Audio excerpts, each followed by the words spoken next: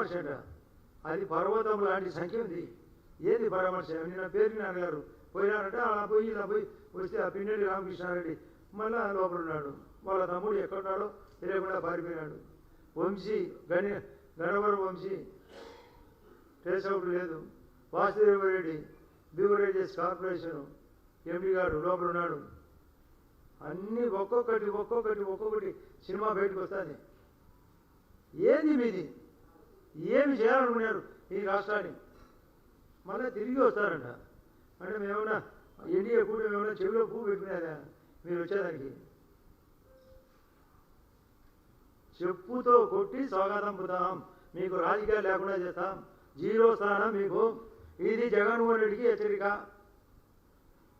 కోడికత్తి case Adinarayana Reddy మీద, Vivekananda Reddy case చంపినారు.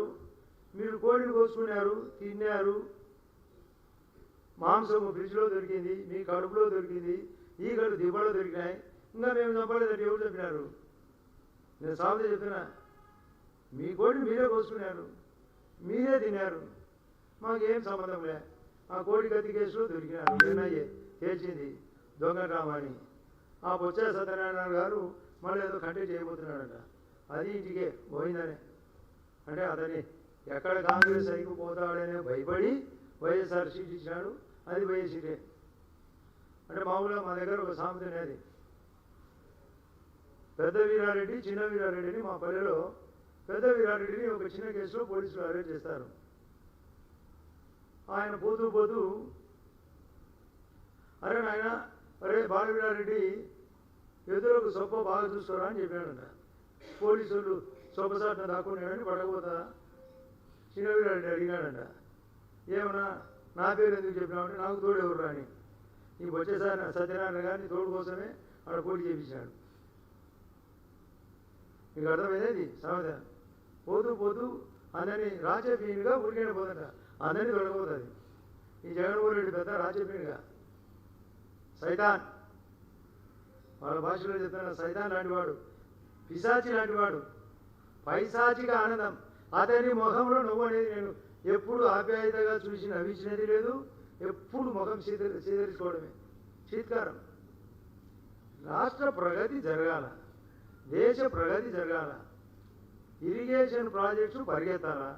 Srisailam నిండింది, నాగార్జున సాగర్ నిండబోతున్నది, పులిచెంతలకు విడుదల చేస్తారు, ప్రకాశం బ్యారేజ్ ద్వారా తిరిగి బందర్ దగ్గర ఉండే సముద్రంలోకి చేరబోతున్నాయి, రాయలసీమ ప్రాజెక్టులన్నీ నిండాల, మా దగ్గర హైకోర్టు నిర్మాణం జరగాల, అమరావతి పూర్తి స్థాయిలో జరగాల, పోలవరం నింపాలా, పురుషోత్తం ప్రాజెక్టు కావాలా, ఉత్తరాంధ్ర ప్రాజెక్టు పూర్తి కావాలా, ఆ స్టీల్ ఫ్యాక్టరీ అక్కడ ఆగాల, మా కడప స్టీల్ ఫ్యాక్టరీ కట్టాలా, మా గండికోట టూరిజంతో పాటు అన్ని టూరిజం జరగాల, వెల్ఫేర్ స్కీములు జరగాల. మా కేంద్ర మంత్రులు ఒకవైపు ఈ రాష్ట్రానికి నిధులు ఎక్కువ వస్తున్నాయని అటు స్టాలిన్ గారు రేవంత్ రెడ్డి మొత్తుకుంటే వాళ్ళు ఏడుస్తున్నారు, మనకి ఆంధ్రాకి ఎక్కువ వచ్చినాయి, బీహార్కి ఎక్కువ వచ్చినాయని. వాళ్ళు ఒకవైపు ఏడుపు, వీళ్ళది మరొక ఏడుపు. వచ్చినాయని వాళ్ళ ఏడుపు, ఇంకా రాలేదని వీళ్ళ ఏడుపు. మా ఏడుపుకి అర్థం కాలే. మీకేమన్నా తెలిసింటే ఏడుపు రాగానికి ఏమన్నా మార్గం చెప్తే, వాళ్ళు తగ్గినా, వాళ్ళు తుమ్మినా, వాళ్ళు చీదినా, వాళ్ళు చీతకరించుకునే ఈ రాష్ట్ర ప్రగతి ఆగదు. వాళ్ళ దరిద్రం వాళ్ళకే. ఎంతైనా సాహసోపేతంగా అన్ని నిర్ణయాలు ముఖ్యమంత్రి గారు, ప్రధానమంత్రి గారు, పవన్ కళ్యాణ్ గారి ఆధ్వర్యంలో అన్ని స్కీములు జరుగుతాయి. మీకు బెస్ట్ ఎగ్జాంపుల్ జలజీవన్ మిషన్. 19,000 కోట్లకు డేటా కట్టి చెరి సొగం 50-50 అని ఒక పాట ఉంది. మాది సొగం మీది సొగం అని. అంటే ఈ సొగం ఈ దరిద్రుడు కట్టగా అది నీకిపోయింది. 142 స్కీములకు సిఎస్ఎస్ సెంట్రల్ స్పాన్సర్డ్ స్కీమ్స్ 142 స్కీములు ఉన్నాయి. కేంద్రము రాష్ట్రాలకు ఇచ్చేటి.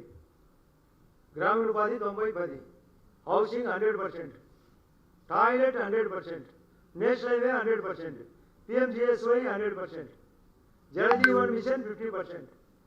అమ్మకు మాతృవందనం కింద గర్భవతి అయినప్పుడు 2,000 + 2,000 2,000 6,000 రూపాయలు.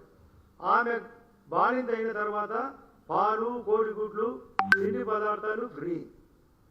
ఇంతకుముందు 6 వారాలు మెటర్నిటీ లీవ్ ఉంటే ఇప్పుడు 6 నెలలు చేశారు. పిల్లలకు అంగన్వాడీస్ టోటల్ ఫ్రీ. సమగ్ర శిక్షా అభియాన్ కింద 70% కేంద్రం. దానికి ఆయన పేరు నాడు నేడు పెద్ద ముఖం దరిద్ర ముఖం. అది కాకుండా 340 వెహికల్ ఇస్తే వెటర్నరీ మొబైల్ వెహికల్స్ సంచార బస్సు వైద్యశాలలు ఇస్తే అబ్బా కొడుకుల పేర్లు ముఖం. మా ఫోటో ఉండదు, మోడీ గారి ఫోటో ఉండదు. ఒక్కొక్క వెహికల్ 36 లక్షలు, మెయింటెనెన్స్ నెలకు 2 లక్షలు, అది ఉండదు.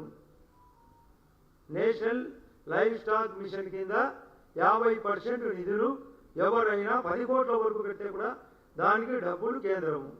అంటే సెంట్రల్ స్పాన్సర్డ్ స్కీమ్స్లో 142 చెప్తా పోతే గంట సేపు కావాలా. 142 స్కీములు చదివితే మీకు కావాలంటే ఇస్తాం పట్టి ఏమున్నాయని.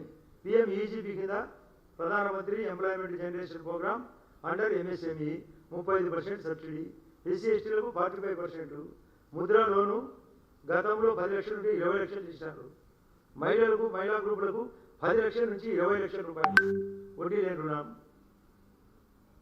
ఎన్ని కావాల్సినవి అన్ని. Startup funds, startup India, standup India, make in India, made in India దాని కింద రాయితీలు, టూరిజం కింద రాయితీలు. ఇలా సెంట్రల్ స్కీములు, స్టేట్ స్కీములు, స్టేట్ బడ్జెట్ను కలిపి మన మోడీ గారు ఇచ్చిన 50,400 కోట్లకు ప్లస్ ఒక 20,000 కోట్లు డివిడెంట్ కింద ఈ రాష్ట్రానికి వస్తుంది. అది జీతాలకు మాత్రమే సరిపోతుంది. స్టేట్ బడ్జెట్ ఈ సంక్షేమ పథకాలకు, ఈ స్పాన్సర్డ్ స్కీములకు ఎస్సీ ఎస్టీ బీసీ కార్పొరేషన్లు మొత్తం తగలబెట్టాడు. వాటికి సబ్సిడీ రాబోతుంది.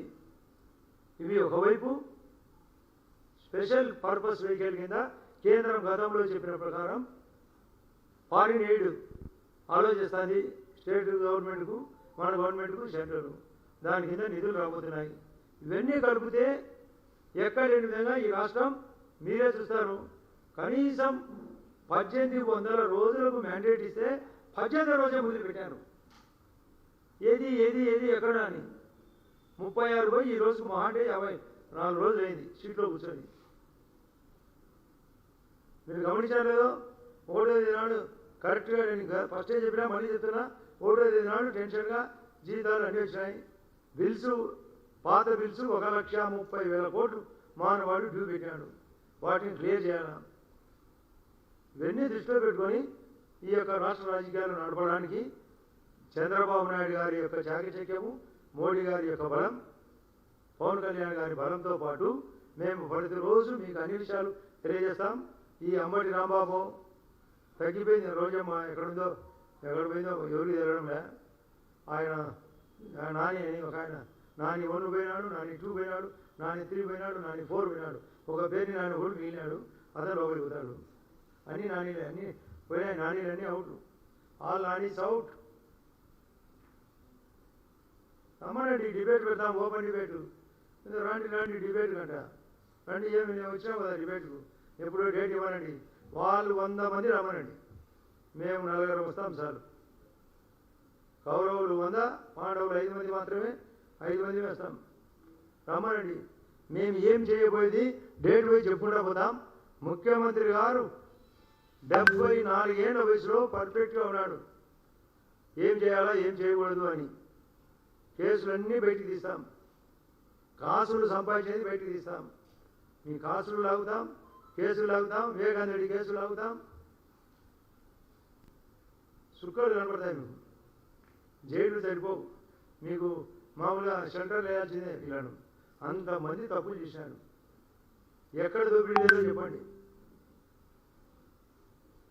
దోపిడీ లేనిది ఏమన్నా ఉంటే చెప్పండి. ఏమన్నా ఉన్నాయా మీరు చెప్పేది?